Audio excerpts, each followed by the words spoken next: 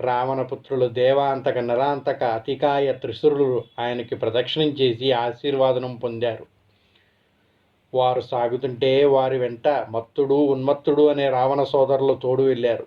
లంకేశ్వరుని ఆజ్ఞతో ఐరావత వంశానికి చెందిన గంధగజం మీద నీలజమిత దేహుడు మత్తుడు వెళ్ళాడు.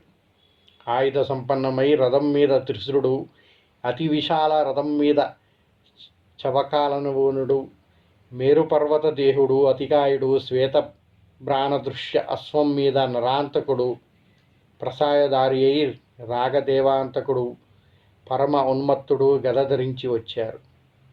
ఈ విధంగా వీరంతా కూడా రాముడిపై యుద్ధానికి బయలుదేరారంట.